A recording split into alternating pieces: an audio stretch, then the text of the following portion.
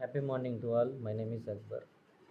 నిజంగా నువ్వు అనుకున్నవన్నీ జరగరాలి, నువ్వు అనుకున్నవన్నీ సాధించాలి అని అంటే మాత్రం ఎంతవరకు ఇది మీరు ఒప్పుకుంటారు, యాక్సెప్ట్ చేస్తారు కదా.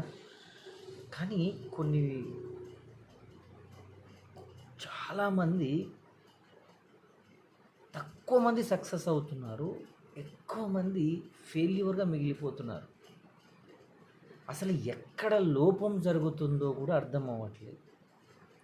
అసలు ఏంటి ప్రాబ్లం అని ఎప్పుడైనా మీరు అనాలిసిస్ చేస్తే, మా గురువు గారు అయినటువంటి శ్రీపాదరామ్ సార్ గారు ఎప్పుడూ ఒక పద్యం పాడుతుంటారు. పట్టు పట్టరాదు, పట్టి విడవరాదు, పట్టు పట్టనేల బిగియ పట్టవలే, పట్టి వదులుట కంటే పడి చచ్చుట మేలు, విశ్వదాభిరామ వినరవేమ. అంటే ఏదైనా ఒక పనిని మనము స్టార్ట్ చేసినప్పుడు ఎండ, వాన, చలి, నిద్ర, ఆకలి, అస్సలు ఆ పని పైన చేసేటువంటి కృషి, పట్టుదల, కన్సిస్టెన్సీగా ఎన్ని అడ్డంకులు వచ్చినా, ఏది జరిగినా ఆ పని కోసం మాత్రం మనము ప్రతిరోజు ఒక 5 నిమిషాలు, అంటే మామూలుగా ఒక రోజుకు ఒక గంట టైం ఇచ్చేటప్పుడు ఆ కష్టం వచ్చిన రోజు మాత్రం ఒక 5 నిమిషాలు కేటాయించి మళ్ళీ ఫర్దర్గా మన పనికి వెళ్ళి చేసేటప్పుడు ఖచ్చితముగా ఆయన అనుకున్నటువంటి సక్సెస్ ఆయన కాళ్ళ దగ్గరకు వస్తుంది. అసలు మనం యాక్చువల్గా ప్రతి ఒక్కరూ ఆశపడేది, ప్రతి ఒక్కరూ కూడా ఇష్టపడేది డబ్బు. కానీ ఆ డబ్బులు ఉచితంగా రావాలని మీరు ఎలా అనుకుంటారు? నాకు అర్థం కాదు. ఉచితంగా వచ్చిన దానికి నీ దగ్గర విలువ ఎక్కడ ఉంటుంది? అది కాదు కదా మనకు కావాల్సింది. కష్టపడాలి. ఆ డబ్బు యొక్క విలువ మనకు తెలియాలి అంటే మనము కష్టపడాలి. ఎందుకంటే కష్టపడితేనే మన దగ్గరకు వస్తుంది. కష్టపడిన తర్వాత దాన్ని ఖర్చు పెట్టడానికి ఆలోచిస్తాం చూడండి, అప్పుడు తెలిసిద్ది దాని వాల్యూ. ఇది నేను ఖర్చు పెట్టింది ఇక్కడ నా కష్టము అని. అక్కడ ఖర్చు పెట్టేది డబ్బు కాదు, సంపాదించిన డబ్బు కాదు, మనము కష్టపడి సంపాదించిన దాన్ని మనము అక్కడ ఖర్చు పెడుతున్నాం. కాబట్టి ప్రతి ఒక్కరి లైఫ్లో అనుకున్నవన్నీ సాధించలేకపోవచ్చు, బట్ మనం అనుకొని గట్టిగా ప్రయత్నిస్తే మాత్రం ఎక్కడా కూడా కాంప్రమైజ్ కాకుండా. కొన్నిసార్లు సిచ్యువేషన్స్ ఎలా ఉంటాయి అంటే అతి భయంకరమైనటువంటి సిచ్యువేషన్, అక్కడికి నువ్వు వెళ్ళకూడదు అన్న ఆలోచననే నిన్ను చంపేస్తుంటుంది. కానీ ఆ ఆలోచన దాటుకొని ముందుకు వెళ్ళగలిగినప్పుడు దానికి తెలిసిపోయిద్ది, వీడు ఖచ్చితముగా నిలబడగలడు, గెలవగలడు, చరిత్రలో నిలబడగలడు అని కదా. మరి మనం ఎందుకు ఇంత ఆలోచిస్తున్నాం?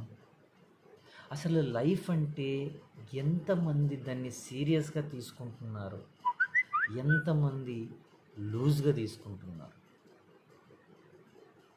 అసలు లైఫ్ అంటే ఎలా బ్రతకాలో కూడా తెలియదు.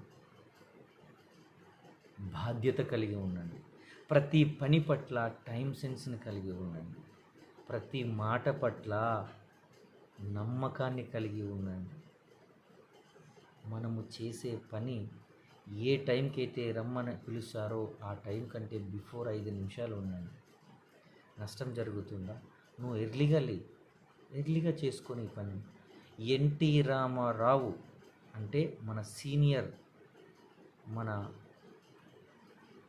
అంతటి మహానుభావులు ఉదయం 4 గంటలకు షూటింగ్ ఉంది అంటే అప్పుడు వెహికల్స్ కూడా లేవు.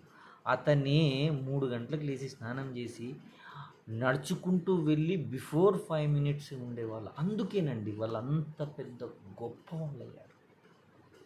ఫస్ట్ మనం ఫెయిల్ కావడానికి కారణం అహం అండి. ఈ అహాన్ని గనక మనము పక్కన పెట్టి నేను సాధారణమైనటువంటి ఒక మనిషిని అని గనక మీరు ఆలోచించగలిగితే ప్రతి ఒక్క దానిలో మనం నేర్చుకోవచ్చు. ఏదో అసలు నేర్చుకునే తత్వం నీకు అలవాటు అయ్యిందనుకుంటే మాత్రం పిల్లోడి దగ్గర నుంచి నేర్చుకోవచ్చు, మిడిల్ క్లాస్ వాడి దగ్గర నుంచి నేర్చుకోవచ్చు, ఎవరి దగ్గర నుంచైనా మనం నేర్చుకునే తత్వాన్ని మనం అలవాటు చేసుకోవాలి. అది కాకుండా నాకు తెలుసు, నేనేమైనా చేయగలను, నువ్వేంది నాకు చెప్పేది అనే అహంకారం నిన్ను ఎంత దూరం విసిరేస్తుందంటే అంత దూరం విసిరేస్తుంది. మారండి, మార్చుకోండి, మిమ్మల్ని మీరు చూసుకోండి, ఎదగండి, ఒదిగి ఉండండి. ఏదైనా కానీ జీవితంలో మీ పేరు చెప్తే మీ బంధువులకు, లేదా మీ ఊరికి, లేదా మీ రాష్ట్రానికి, లేదా మీ దేశానికి ఉపయోగపడే మాటలు మాట్లాడండి. అలా ఎదగండి. కనీసం లాస్ట్ బట్ నాట్ లీస్ట్ మిమ్మల్ని మీరైనా సాటిస్ఫై చేసుకోండి. అంటే మిమ్మల్ని మీరు సాటిస్ఫై చేసుకుంటే మాత్రం అప్పుడు మీరు ఎదుటివారి గురించి ఆలోచించగలరు. ఫస్ట్ మీ శరీరం పట్ల, మీ ఆలోచన పట్ల, మీ పని పట్ల ఒక అంకిత భావంతో ఎదగండి.